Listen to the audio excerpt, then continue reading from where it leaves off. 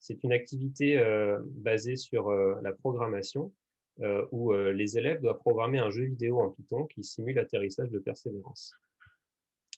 Donc, on se base sur voilà, ces 7 minutes de terreur pendant lesquelles Persévérance, en tout cas le véhicule de croisière qui transportait Persévérance, est rentré dans l'atmosphère jusqu'à atteindre la surface. Et ce qui nous intéresse en fait dans cette simulation, ce sont uniquement les dernières secondes de l'atterrissage lorsque Persévérance descend porté par le Sky Crane, ce que nous avons pu voir dans la vidéo avec Clément, jusqu'à ce que les roues de Persévérance touchent le sol martien. Alors voilà le programme, en tout cas la réalisation que doivent obtenir les élèves au bout du projet, à la fin de leur projet. Donc une simulation qui reproduit les conditions de gravité martienne en utilisant les équations du mouvement, je vous en parlerai après. Voilà, c'est assez ludique, on a les petites rétrofusées qui permettent de piloter le rover jusqu'à toucher la surface à l'endroit du rectangle rouge qui matérialise en fait la zone d'atterrissage souhaitée. Puis j'ai mis en fond d'écran ici une image que j'ai traitée là, de Persévérance. Alors on va regarder d'un peu plus près ce projet. Donc les notions qui sont mobilisées en fait font partie donc du programme officiel et notamment de la partie sur la programmation orientée objet. Et du point de vue ça c'est du point de vue de l'informatique et du point de vue de la physique-chimie également.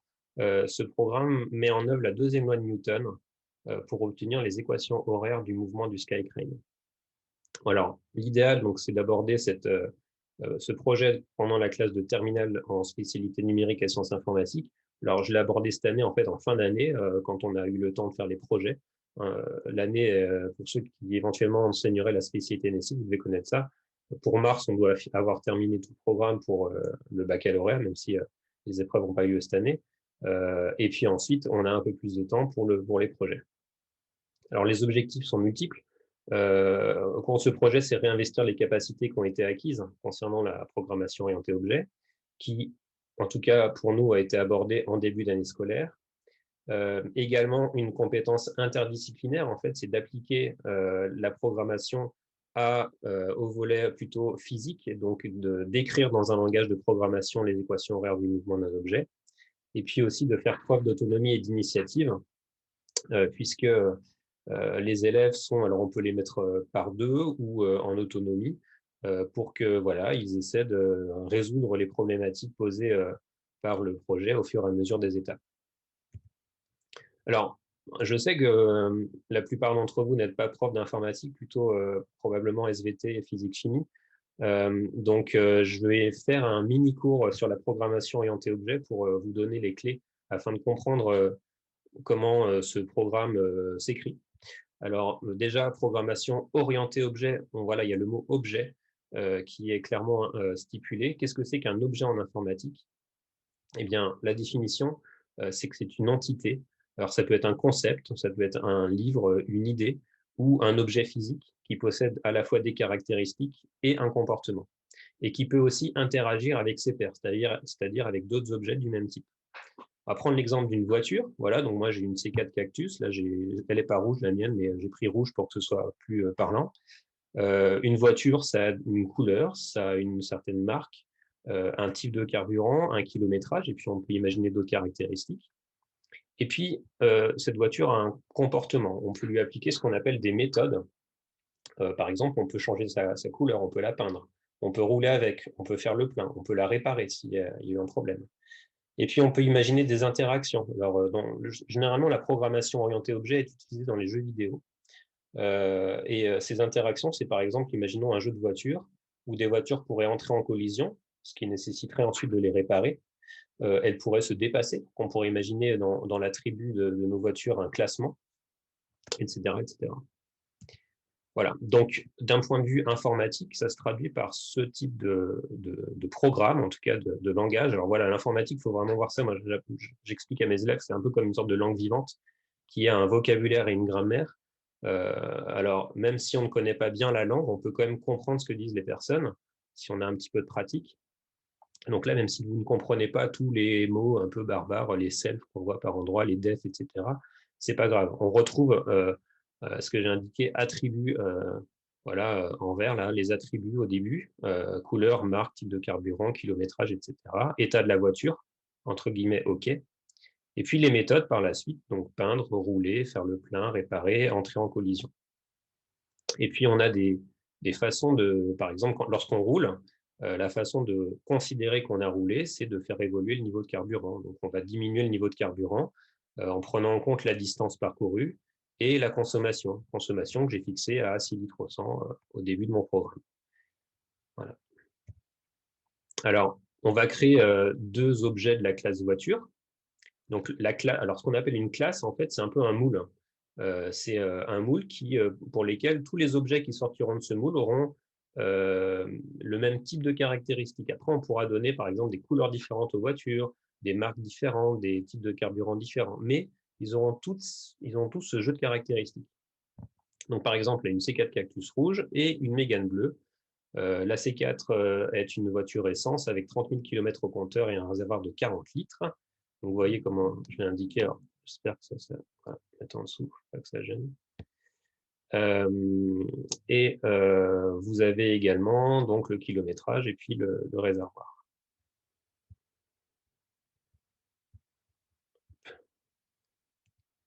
Alors, je vais vous montrer comment est-ce que ces méthodes s'appliquent aux voitures. Donc là, c'est plus l'utilisation des méthodes. Alors pour ça, le mieux, c'est d'utiliser un logiciel en fait, sur lequel on peut faire tourner Python. Donc par exemple, un IDE. On appelle IDE, en fait, ça veut dire interface de développement. C'est une interface sur laquelle, un logiciel sur lequel on peut faire tourner Python. Donc moi, j'utilise Python. Alors, donc là, normalement, vous voyez l'écran où j'ai le logiciel Python. Et donc, j'ai le code informatique ici avec lequel j'ai créé ma voiture. Et puis là, mes deux voitures créées, la C4 et la Mégane. Donc, par exemple, si je veux afficher la couleur de la voiture, je fais C4.couleur et voilà, je sais qu'elle est rouge. Si je fais C4.rouler et je lui demande de rouler 20 km, il va la faire rouler. Et si je lui demande d'afficher le kilométrage, eh bien, le kilométrage aura évolué. Il sera à 30 020 km. Voilà. Donc, comme ça, on peut faire interagir les objets. Alors, faire évoluer les objets, on peut les faire interagir. Si je voulais faire entrer en collision, par exemple, la C4, je la fais entrer en collision avec, par exemple, la Mégane. Voilà. Et donc, du coup, si je demande l'état de ma voiture après collision, si je demande juste l'état de la voiture, comme ça, voilà, je vois qu'elle est cassée. Donc, c'est une façon de faire interagir les objets. Alors, je vais reprendre le cours de la présentation. Dans le cas de ce projet martien, les éléments graphiques du jeu en fait, vont être représentés tous par des objets. On aura l'objet Skycrane plus Persévérance, ça fera un seul et unique objet. Les rétrofusées basses qui seront, alors là j'ai montré rétrofusées basses allumées, on aura aussi les rétrofusées latérales.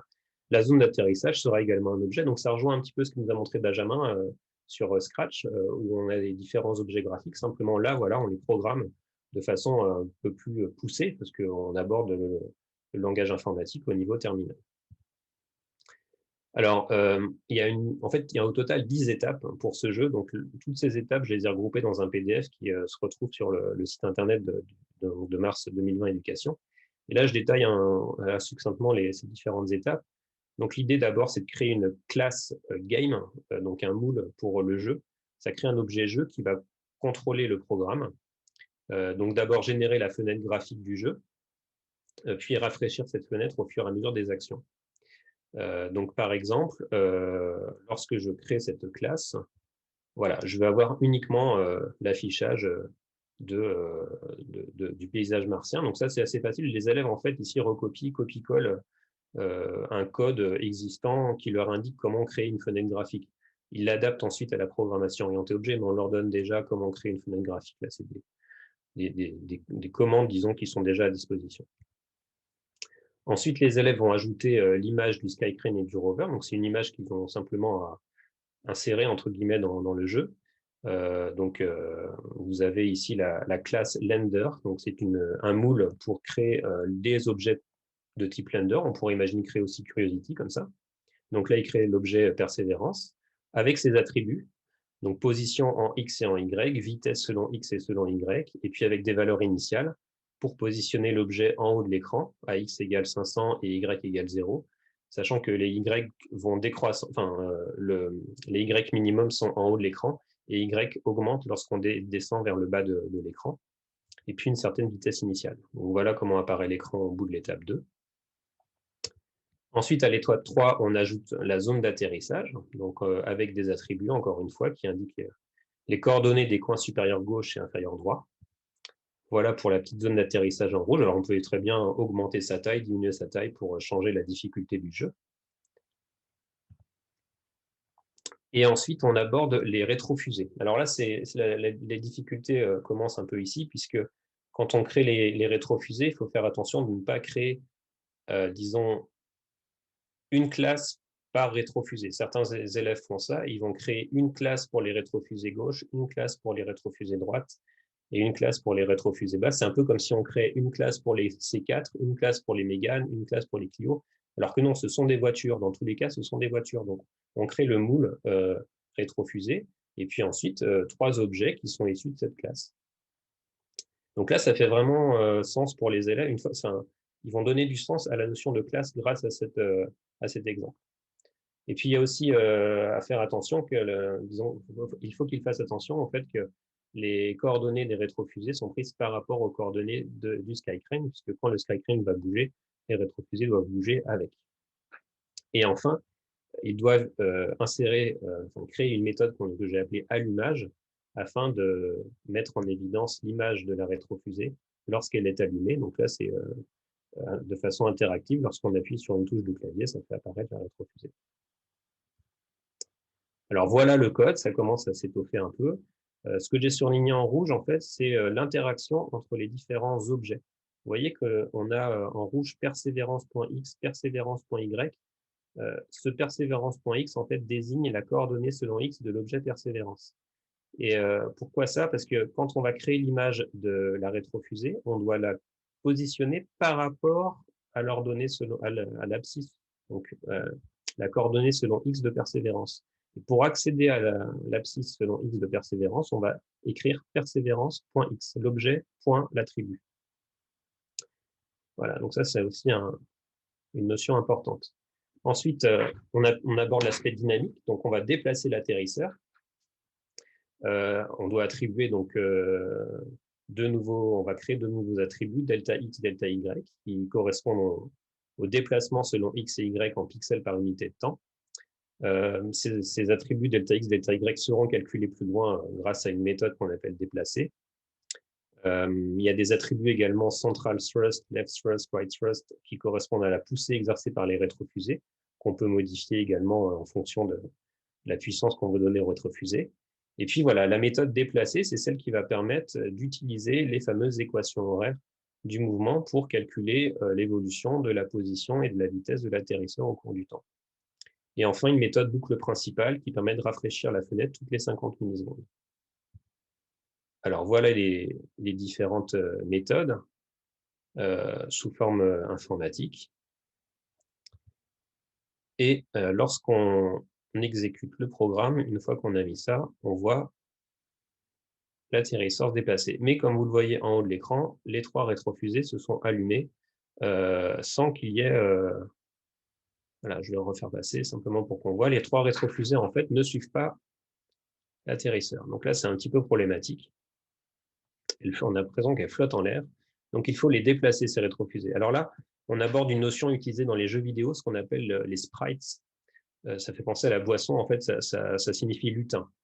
Donc, un sprite, c'est un lutin, c'est un petit objet graphique qui va, en fait, ici, une liste. Donc, une liste de différents objets qui vont se déplacer au cours du jeu vidéo. Donc, on ajoute nos différents objets, persévérance et les rétrofusées à cette liste. On ajoute la méthode déplacer à la classe rétrofusée qui va nous permettre d'afficher l'image des rétrofusées à la bonne position. En fait, on va déplacer les rétrofusées. Donc, voilà, on a besoin de ce comportement de déplacement. Et on modifie la boucle principale de la classe game pour exécuter cette méthode déplacée sur tous les lutins. Voilà, donc ce que j'ai encadré en rouge, c'est ce qui est important, en fait, le fait que voilà, l'abscisse et l'ordonnée de persévérance vont devoir évoluer. Et ça, je ne le dis pas aux élèves, c'est à eux de le déterminer. En fait, il va falloir qu'ils fassent évoluer les coordonnées en X et en Y de persévérance. S'ils ne le font pas évoluer, quand ils appelleront ces coordonnées plus loin dans la classe rétrofusée, ça ne marchera pas. Une fois qu'on a implémenté ces modifications, on voit bien les rétrofusées s'activer. Mais il y a encore un problème, c'est que les rétrofusées ne freinent pas persévérance. Et là, il va s'écraser. Enfin, là, c'est même pire que ça, il s'enfonce dans le sol martien. Encore mieux que la taupe de Insight. Donc pour ça, pour prendre en compte ces rétrofusées, on va modifier la méthode déplacée de la classe lender pour que l'appui sur une touche entraîne une modification de l'attribut central thrust. L'attribut central thrust, en fait, c'est ce qui permet de déterminer la valeur de la poussée. Et pour l'instant, la poussée, en fait, était fixée à 0. Donc, il faut qu'on prenne en compte le fait que lorsqu'on appuie sur une touche, ça modifie, pour l'objet persévérance, ça modifie la valeur de la poussée. Voilà. Une fois que c'est fait, on peut faire évoluer persévérance dans le ciel martien. Alors, comme la gravité est très faible et compte tenu de l'échelle en fait, du jeu, on va avoir l'impression que persévérance peut facilement s'élever dans le ciel, mais on peut rendre le jeu un peu plus dynamique après en changeant les paramètres. Alors là, le projet est quasiment terminé. Quelques paramètres en fait pour réussir le jeu. Il faut que le persévérance touche la surface avec une vitesse verticale inférieure à 10 mètres par seconde. Ça, c'est les paramètres que j'ai mis dans le jeu. En réalité, il a atteint la surface moins rapidement que ça. Sinon, il va se cracher. Et puis, il faut également faire en sorte qu'il arrête de se déplacer lorsqu'il atteint l'altitude de la zone d'atterrissage. Donc là, je vous ai indiqué les modifications à apporter, notamment un attribut qui s'appelle en fonction. En fait, c'est le jeu qui ne va plus être en fonction lorsque persévérance aura atteint le sol. Une fonction, non, pardon, la méthode boucle principale doit être modifiée également pour que les Lutons ne soient plus déplacés lorsque le jeu s'arrête. La méthode déplacée doit passer à false lorsque l'atterrisseur atteint l'ordonnée de la zone d'atterrissage. Et puis, on doit avoir un message qui s'affiche suivant que la zone d'atterrissage a été ratée ou non. Et enfin, les rétrofusées doivent s'éteindre lorsqu'on atteint la zone d'atterrissage, on ne doit plus pouvoir les bouger. Donc voilà, j'ai mis tout le code. Vous pourrez retrouver ensuite, de toute façon, sur le site internet. Et voilà ce que ça donne. Donc là, on peut freiner, déplacer le rover. Et s'il ne touche pas la zone, déjà, on voit qu'il s'arrête. Et puis, la zone d'atterrissage est ratée lorsqu'il tape à côté, lorsqu'il se pose à côté. Alors maintenant, se pose la question d'un atterrissage réussi. Qu'est-ce qu'il faut modifier dans le programme pour considérer que l'atterrissage est réussi? Eh bien, il faut que la position du rover tombe dans l'intervalle défini par le rectangle rouge qui indique la zone d'atterrissage. Donc là, je demande aux élèves de modifier la méthode déplacée pour qu'ils affichent un message. Alors moi, j'ai mis « We are safe on Mars », comme ce que disent les ingénieurs de la NASA. Ils peuvent mettre réussi, projet, victoire ou ce qu'ils veulent. Ou boum, si persévérance s'écrase, avec un nouvel objet, débris, en fait, qui va indiquer, voilà, qui va représenter persévérance en morceaux, évidemment, ce qui ne s'est pas passé, heureusement, le 18 février dernier. Et puis également, l'affichage en temps réel de la vitesse verticale du lander pour que le joueur puisse avoir une idée de sa vitesse au moment de s'approcher du sol. Alors voilà ce que ça donne en cas d'atterrissage réussi. Alors, il faut un peu d'entraînement. Les élèves au début n'y arrivent pas. On a en haut à gauche de l'écran la vitesse verticale. Voilà, et donc on doit vraiment être en dessous de 10 mètres par seconde. Et donc là, voilà, we are safe on Mars. Quand ça ne marche pas, ça donne ceci. Le cauchemar de tout ingénieur.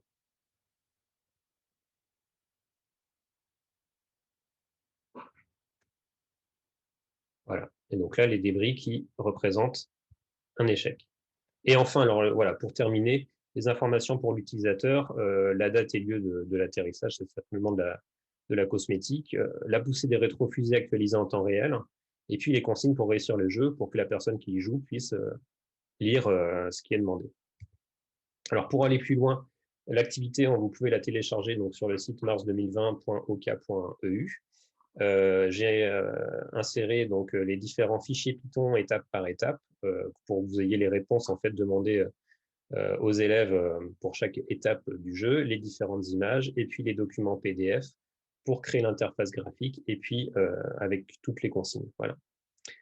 Quelques pistes d'amélioration, vous en avez sûrement à me proposer.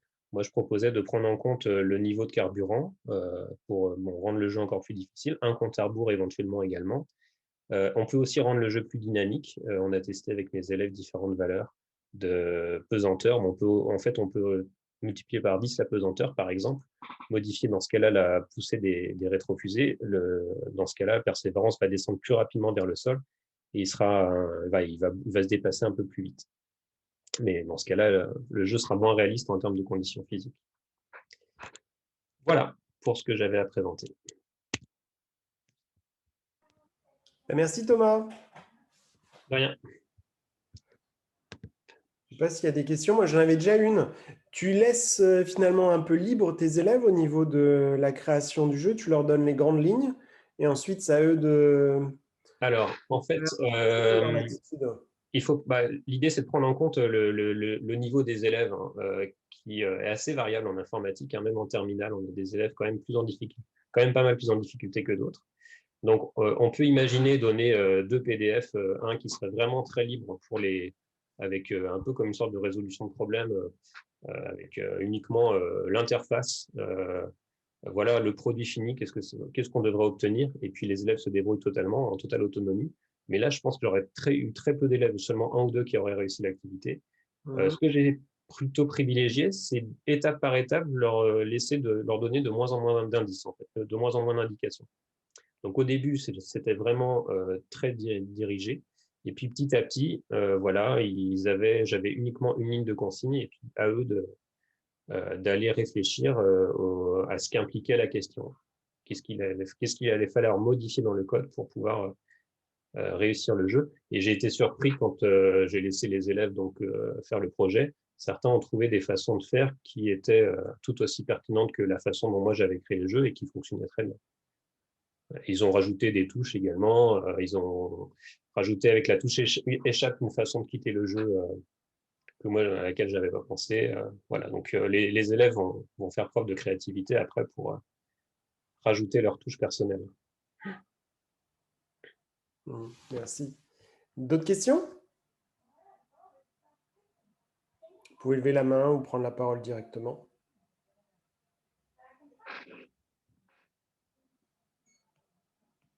Il y a Lina qui te remercie, même si la programmation n'est pas son fort. Je sais que c'est assez technique. J'ai essayé de rendre ça ludique. C'était un peu comme j'ai fait un peu ça comme un cours que j'aurais fait à mes élèves. Ça a l'air simple. Ouais. Après, voilà.